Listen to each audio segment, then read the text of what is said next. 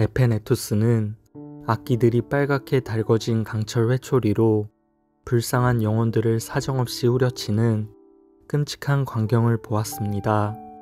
그는 고문을 가하는 악기들 중 하나에게 말을 걸었습니다. 이들은 너와 같은 피조물이고 아마도 내 꼬임에 속아 비참한 지옥에 오게 된 불쌍한 영혼들일 텐데 이렇게도 잔인하게 고통을 가하는 이유가 무엇인가? 에페네투스의 물음에 그 악기는 이렇게 답했습니다. 그렇지 않다. 물론 우리도 악한 존재들이지만 악기들 가운데도 이들만큼 악한 자가 없고 이들만큼 심한 죄악을 범한 자가 없다. 우리는 하나님을 미워할지언정 하나님이 계신 것은 아는데 이들은 이곳에 올 때까지 하나님이 계시다는 사실을 그 누구도 설득할 수 없던 완고한 자들이다. 악기의 말을 들은 에페네투스는 끔찍한 고통을 받고 있는 영혼들이 무신론자라는 것을 알게 되었습니다. 악기가 말을 마치자마자 고문을 당하던 불쌍한 영혼 중 하나가 갑자기 애처로운 소리로 다음과 같이 외쳤습니다. 저 음성이 누구의 음성인지 나는 알고 있다. 자네는 에페네투스가 아닌가? 에페네투스는 지옥에 있는 자가 자신의 이름을 말하는 소리에 소스라치게 놀랐습니다. 에페네투스는 당신은 누구시죠? 라고 물었고 그러자 멸망당한 그 영혼이 말하길 나는 세상에 살 때 당신을 잘 알던 사람으로서 당신을 설득하려고 했었고 나와 같은 견해를 갖게 하려고 했었네. 나는 그 유명한 리바이던이라는 책을 쓴 홉스라네. 나는 완전히 불행한 사람이 되었네. 이제 하나님이 계시다는 것을 이곳에 와서 알게 되었지. 하지만 이제 와서 무슨 소용이 있겠는가? 나는 세상에서 하나님의 원수로 자처하고 살았는데 이제 지옥에 와서 위대한 전능자께서 힘을 다해 가하는 고통을 겪고 있다네. 에페네투스는 홉스에게 꼭 알고 싶은 것이 하나 있다고 하였습니다. 그리고 이런 질문을 했습니다. 당신은 정말 하나님이 계신 것을 모르고 있었나요? 정말로 세상이 저절로 지어졌고 피조물들이 스스로 존재하게 되었다고 믿었나요? 혹시 마음 깊은 곳에서 하나님이 자신을 지으셨다는 생각이 스쳐 지나가지 않았나요? 그러자 홉스는 한참 동안 절망과 후회의 표정을 짓고 있다가 이렇게 대답했습니다. 처음에는 나도 하나님이 계시다고 믿었다네.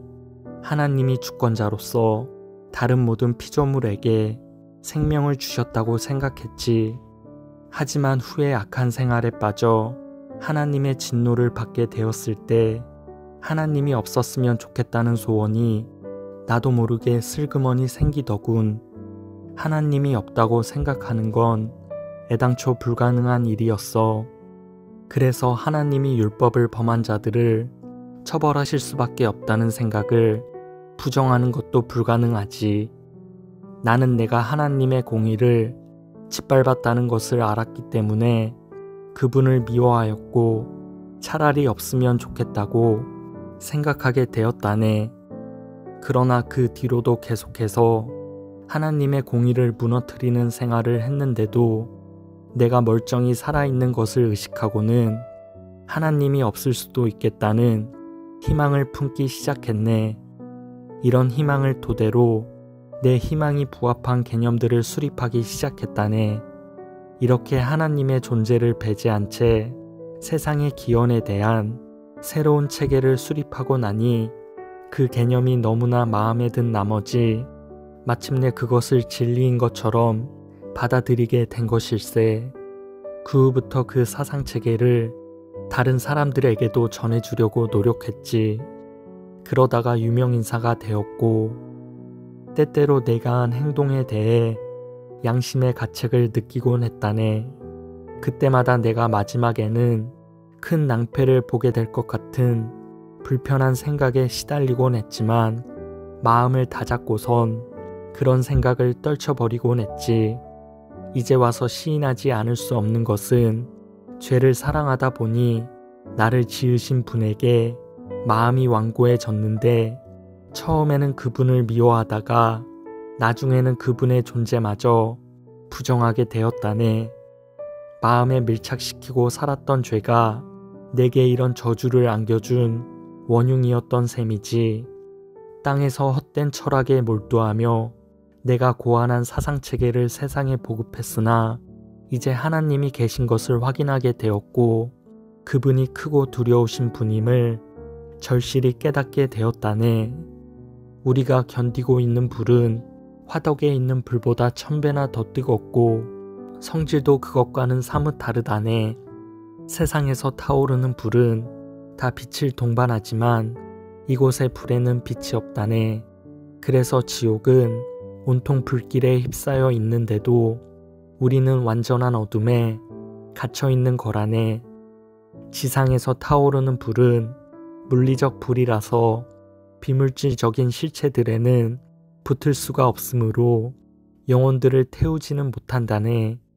하지만 이곳에서는 불이 우리 영혼들에게 붙어서 어떤 말로도 표현할 수 없는 극한 고통을 안겨주고 있다네.